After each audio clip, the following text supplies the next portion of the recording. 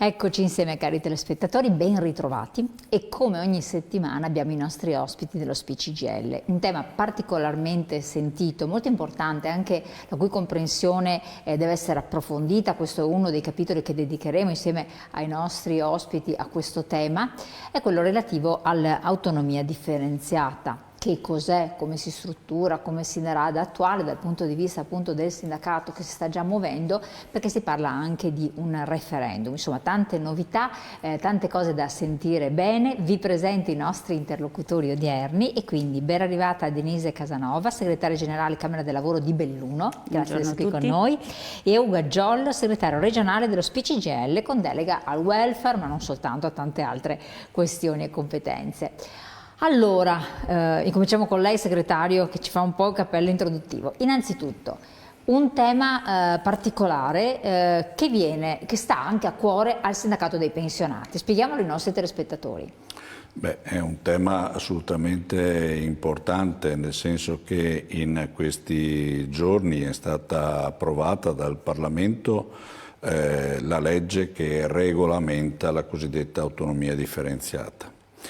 Noi riteniamo, così entro direttamente nel merito, che questa legge sia una legge sbagliata, che non aiuta il nostro Paese, ma che in realtà non aiuta neanche il Veneto e non aiuta neanche chi vogliamo rappresentare. Io penso ai pensionati, ma penso ai lavoratori più complessivamente e poi proveremo anche a spiegarlo. Tanto è vero che oggi verrà presentato un quesito referendario, così come previsto dalla nostra Costituzione, per chiedere l'abolizione di questa legge. Non lo facciamo naturalmente noi solo come CGIL, c'è un grande fronte fatto da partiti, da movimenti, da organizzazioni sindacali, oltre al CGIL in questo caso ci sarà anche la UIL, costituzionalisti, economisti e via di seguito, che ritengono insomma che la declinazione che è stata data dal cosiddetto progetto Calderoli, poi diventata legge, dell'articolo 116 della Costituzione, sia uno strumento che assieme poi al premierato cambi radicalmente quella che è la nostra Repubblica e in particolare quanto previsto dalla Costituzione, e dall'altro però porti a 20 piccole patrie che alla fine non avranno vantaggi, anzi rischieranno di avere svantaggi o nella migliore delle ipotesi cristallizzare le situazioni così come sono. E quindi da questo punto di vista crediamo che sia un errore questa legge e crediamo che tra l'altro il Veneto, che si sta proponendo come la regione leader da questo punto di vista, stia anche in qualche maniera nascondendo dietro questo tema le mancanze che invece già ci sono. Poi avremo modo di parlarne, è un campo che sta nelle mie deleghe, basti solo pensare al fatto di come la Regione del Veneto ha già un ruolo fondamentale sul tema della salute e della sanità, e se chiediamo insomma a tantissimi veneti ci diranno che negli ultimi 10-15 anni la qualità della salute e della sanità in Veneto non è di certo migliorata. Lo abbiamo visto, faccio un altro esempio, l'abbiamo visto durante la questione del Covid, della pandemia, come il fatto di avere 20 regioni che ognuna provava ad dare una propria impostazione al tema è diventato un problema oggettivo, ha allungato i tempi delle soluzioni. Le soluzioni sono state trovate quando, come Italia, abbiamo chiesto un maggior peso all'Europa quando l'Europa in quanto tale si è fatta carico di tutta la vicenda dei vaccini, di trovare i vaccini e via di seguito. E quindi, voglio dire, questa idea che c'è è secondo noi un'idea che peggiorerà materialmente le condizioni di chi vive anche in questi territori. Prima avevamo visto, poi faccio intervenire anche Denise, avevamo visto uno schema riassuntivo proprio per spiegare anche ai nostri telespettatori, eccolo qua, riforma del titolo quinto della Costituzione. Lo vuole illustrare ai non addetti ai lavori o lo volete, scegliete voi chi vuole farlo? Vai Ugo. Ma sì, questo è la riforma del titolo quinto della Costituzione che è stata fatta nel 2001. Sono stati cambiati alcuni articoli che avevamo proprio per dare dei maggiori poteri alle regioni rispetto a uno Stato che veniva considerato eccessivamente centralistico. E quindi l'articolo 114, l'articolo 100 e l'articolo 117 in particolare definiscono queste questioni. Uno, mettendo su un piano di parità la Repubblica, i comuni, le province, le città metropolitane e le regioni. E tra l'altro anche rafforzando il ruolo legislativo delle regioni e dall'altro dando 17 materie mantenendo allo Stato 17 materie esclusive e introducendo le cosiddette competenze concorrenti, cioè materie su cui potevano intervenire sia lo Stato che le regioni. Una delle questioni centrali da questo punto di vista, come stavo dicendo prima, è proprio la questione della salute e di quanto in realtà il potere delle regioni da questo punto di vista sia cresciuto in questi anni. Quindi una regione, per chi magari non se ne intende assolutamente, dove c'è una regione che sa gestire bene le risorse, riesce a destinare un quid interessante alla sanità, al sociale, tra l'altro, potrebbe andare meglio.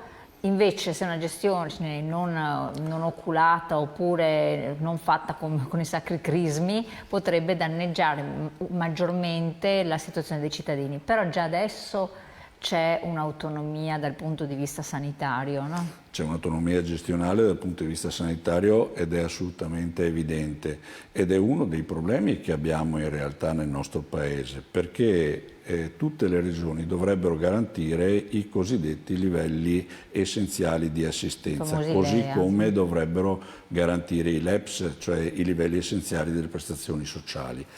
Vediamo quanto difficile questo sia. Allora, intervenire dicendo semplicemente ognuno si arrangi a casa sua, noi lo riteniamo sbagliato. Sul tema della sanità ci sono altri temi ben più rilevanti. Penso al finanziamento, abbiamo il finanziamento più basso d'Europa. Penso al personale, penso alle tecnologie e agli investimenti in tecnologie, penso a tutto il ruolo del tra virgolette, del privato che in alcune realtà sta dilatando evidentemente le differenze e sta dilatando anche le spese, perché guarda caso le regioni con la maggior presenza di privato sono quelle che spendono di più e danno meno qualità ai servizi. E adesso l'intervento, perché tra l'altro lei segue da vicino tutto il comparto anche dei lavoratori, di anche realtà molto interessanti, e rappresenta comunque un'area particolare del nostro territorio, indubbiamente. Ci sono due zone particolari nel Veneto, da una parte la zona di Belluno, dall'altra abbiamo quella di Rovigo, sono due peculiarità. Però hanno delle esigenze. Come la vedete? Perché certi così in astratto potrebbero dire, saranno contenti i bellunesi in generale. Ecco. Allora, un po' di fake news che io vorrei sfatare, un po' insomma di non verità che vengono raccontate. La prima, non tutto il Veneto, non tutti i veneti credono che questa sia una soluzione. Quando nel 2017 ci fu il referendum, il 57% della popolazione andò a votare, gli altri no, quindi insomma una maggioranza ma esigua.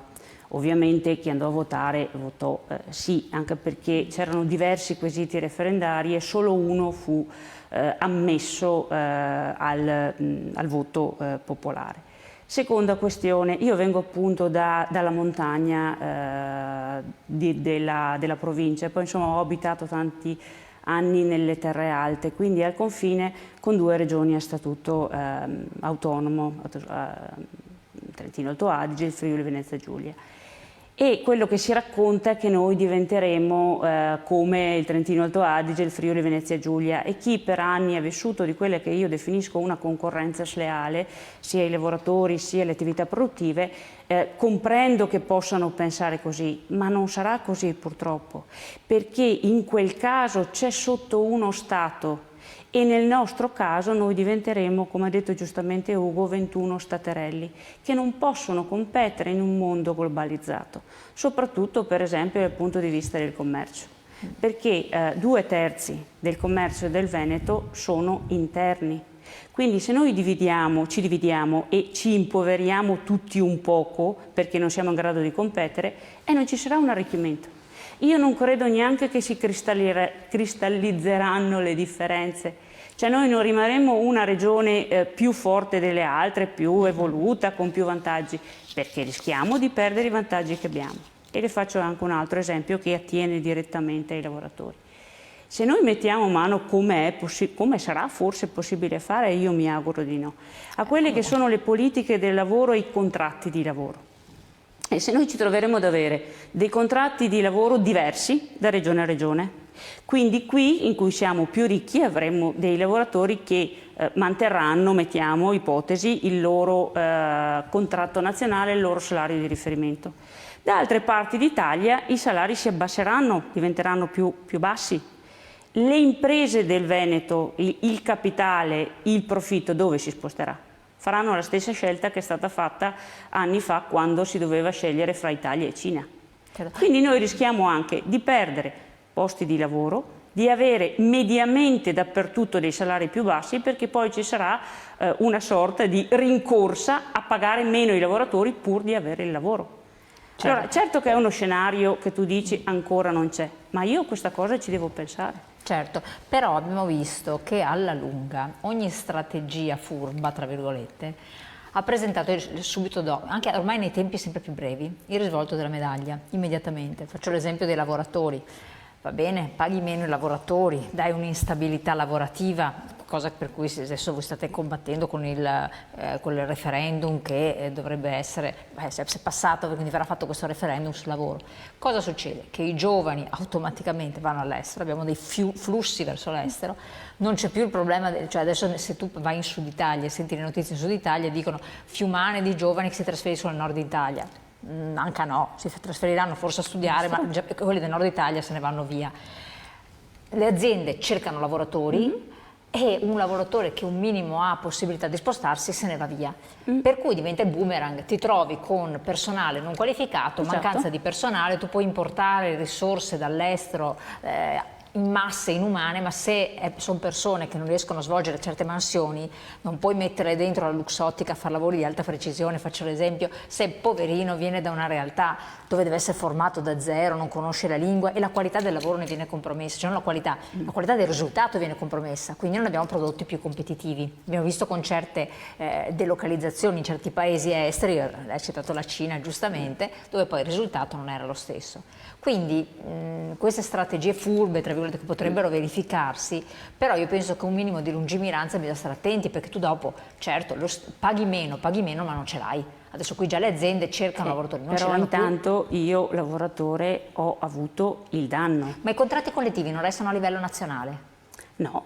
Diventerebbero a livello regionale? E potrebbero essere, sì, potrebbe essere. Rientra tra le materie che abbiamo visto prima, quella del lavoro. Rientrano tra le materie, sì. Per cui il tema è anche questo, che questa legge dal nostro punto di vista non è stata gestita con una lungimiranza di dire posso avere una modifica nel corso del tempo. È stata fatta velocemente per il consenso elettorale immediato. Per cui non abbiamo uno sviluppo e una visione negli anni che consente di dire io questo paese in qualche modo lo modifico in meglio. Abbiamo semplicemente trovato una forma che dia consenso a una particolare parte politica. Vi vedo però che è dalla passata legislatura 2 governi che si va avanti con questa cosa qua, quindi sono passati intanto dall'approvazione 10 anni, credo. Scherzando, ridendo, 10 anni che non abbiano maturato. Oddio. Un'altra illusione che io vorrei sfatare è che non pensiamo solo ad un Veneto che è così bravo a gestire le materie e ad uno Stato che non è capace di farlo.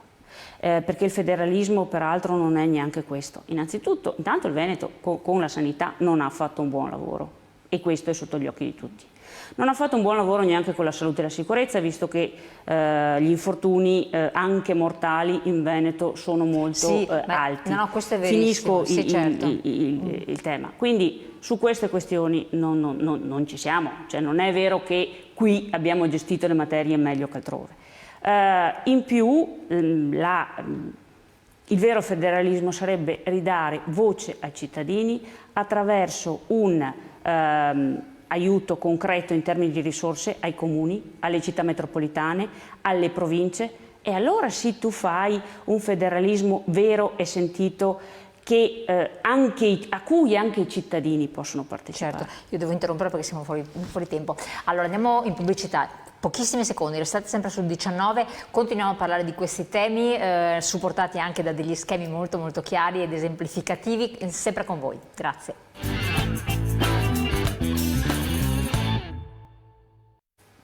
Allora, eccoci qua.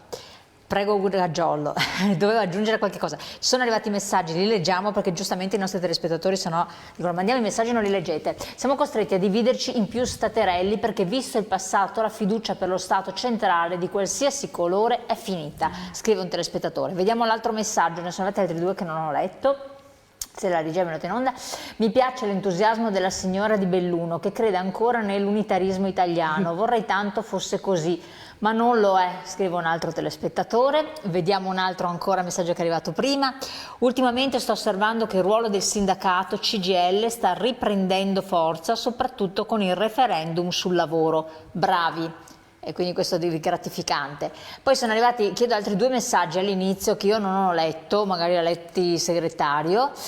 Questa è una bella giornata in difesa della Costituzione e contro lo spacca Italia. E quindi è questa. E un altro messaggio ancora, sono d'accordo che la sanità veneta non sia proprio efficiente come viene raccontata Zaia, anzi va sempre peggiorando, soprattutto nelle liste di attesa. Questi sono i messaggi che sono arrivati finora. Prego Gaggiollo. Sì, io volevo tornare su 2 questioni. Uno, è stato detto giustamente prima, il Veneto è una regione che sta vivendo una situazione di difficoltà dal punto di vista demografico, ma sta vivendo questa difficoltà anche perché i nostri giovani vanno via dal Veneto, vanno via verso altre regioni e vanno via verso altri paesi d'Europa o fuori d'Europa. Non hanno niente da perdere. Ed il perché è semplicemente perché appunto le condizioni che stiamo vivendo nella nostra realtà sono condizioni che non permettono più di pensare ad un futuro in termini positivi. Da questo punto di vista il fatto di fare appunto 21 staterelli in una competizione che invece è sempre più grande, dove bisognerebbe investire sull'innovazione, sulla ricerca, sul futuro anche industriale del paese, oltre che dei servizi, è evidente insomma in cui la competizione è con la Cina e con gli Stati Uniti, è evidente che non regge. Anche prima si parlava di altri paesi federalisti, penso alla Germania. Il Veneto ha 4 milioni di abitanti e dovrà competere, così come succede, con land che hanno 17 milioni di abitanti, 16 milioni di abitanti, 12 milioni di abitanti. Noi se continuiamo con questa idea rischiamo semplicemente di fare i contoterzisti poveri della Germania, della Francia e degli altri paesi. Dal punto di vista dei contratti di lavoro, già oggi ci sono alcune possibilità per la Regione del Veneto di incentivare i propri lavoratori. Penso nella sanità, penso negli enti pubblici, penso nella scuola e via di seguito. E guarda caso, il Veneto è la regione che ha i salari tra i più bassi d'Italia.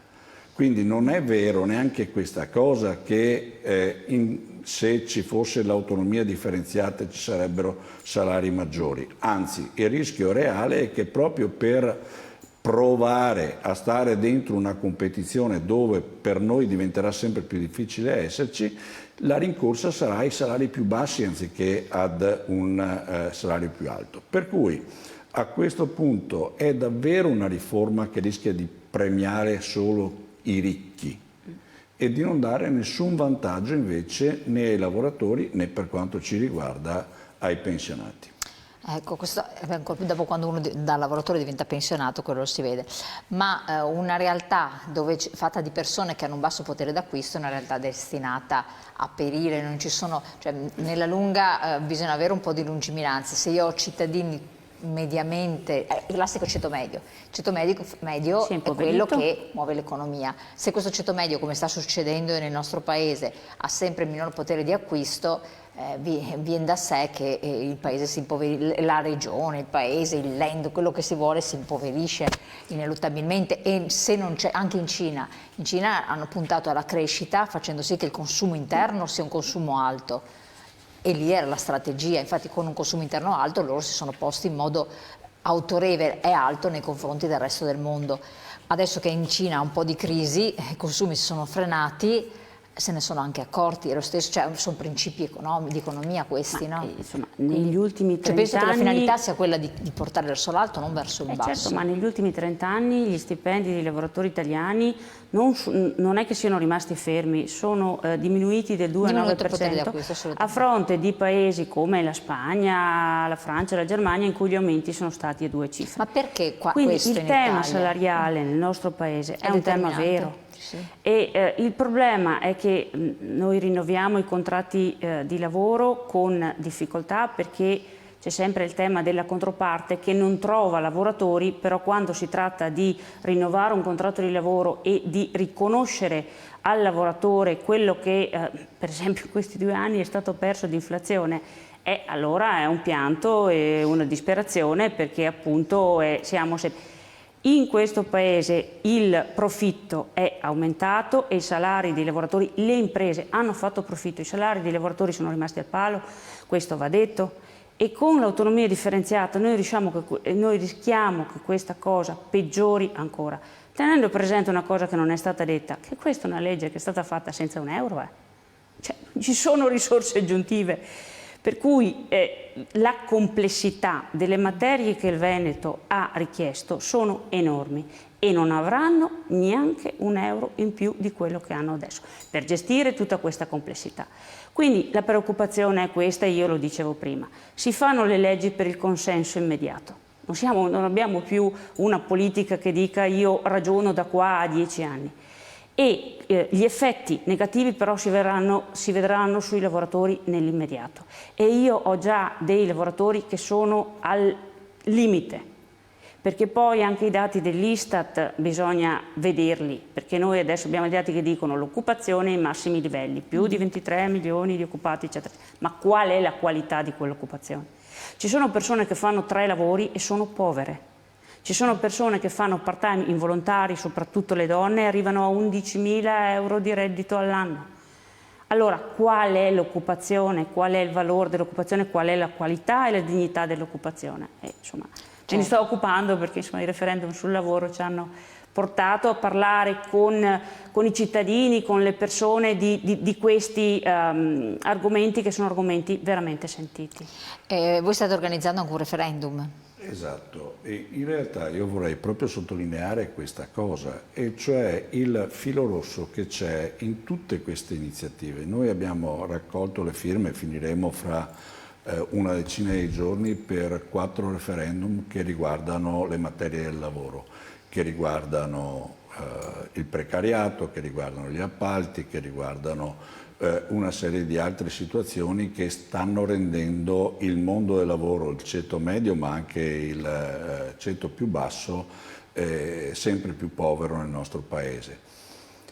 E riteniamo che il filo rosso sia esattamente questo, e cioè che anziché affrontare questi temi, che sono temi importanti, che sono temi sentiti, la famiglia pensa evidentemente al futuro dei propri figli, e se continua a vederli a 40 anni ancora precari, è evidente che è in una condizione di grande difficoltà. Anziché affrontare, dicevo, questi temi, che sono i temi veri che mettiamo sul tappeto, per cui facciamo le iniziative, le manifestazioni, si decide di in qualche maniera parlare d'altro. E quindi si decide di rendere prioritario l'autonomia differenziata o il premierato, come se queste soluzioni fossero soluzioni che danno un riscontro migliore alla popolazione. Io credo che in realtà non sia così. E tra l'altro la politica dovrebbe porsi un tema grande come una casa. Se ormai un italiano su due non va più a votare, è evidente che lo fa perché ritiene che oggi la politica, anziché occuparsi delle sue condizioni materiali di vita, delle sue difficoltà, della sua impossibilità a trovare soluzione su tanti temi, si occupa d'altro. E nell'occuparsi d'altro, alla fine, di volta in volta, dimostra di non affrontare quelli che sono i temi veri che sono davanti a tutti. Naturalmente per noi pensionati questa cosa è ancora più drammatica, perché le pensioni sono basse e i servizi pubblici sempre meno riescono a dare quelle risposte che dovrebbero dare. Perfetto, siamo in chiusura. Voi state organizzando anche una raccolta firme per indire un altro referendum abrogativo, giusto? Noi parteciperemo alla raccolta firme per il referendum abrogativo sull'autonomia differenziata. Lo dicevo prima. Quindi raccoglierete le firme. Esatto. Al di là del fatto che 5 consigli regionali possano decidere di approvare una legge regionale su questa cosa, noi raccoglieremo le firme nei prossimi 2 mesi, da qua al 20 di settembre più o meno, per appunto chiedere il referendum abrogativo su questa norma. Dico anche che come CGIL, oltre ai 4 referendum sul lavoro, abbiamo intenzione anche di presentare delle proposte di iniziativa popolare, sempre sui temi che noi sentiamo, che hanno a che fare con gli appalti, con le situazioni anche di lavoro sfruttato in maniera pesantissima. Penso alle notizie apparse in questi giorni anche del caporalato e dello schiavismo che è stato denunciato in quel di Treviso, una patologia che purtroppo si sta diffondendo, ma penso a tutto il tema della salute. L'ho detto prima, per noi risulta assolutamente fondamentale il fatto di aumentare il finanziamento del Servizio Sanitario Nazionale. Sì, infatti, benissimo. Allora vi ringrazio tantissimo, ringrazio Ugo Giollo dello SPI regionale della CGIL, Denise Casanova della Camera del Lavoro, segretaria generale di Belluno, di essere venuta fino qua. Grazie, buon lavoro, ne ha parecchio da fare, veramente un periodo intenso, buon lavoro anche a lei segretario. Noi ci rivediamo presto. Cari telespettatori, buon proseguimento, poi naturalmente rivedete su YouTube la puntata, molto interessante, ci sono appunto di supporto anche le slide che vanno lette con calma per comprendere meglio. Grazie.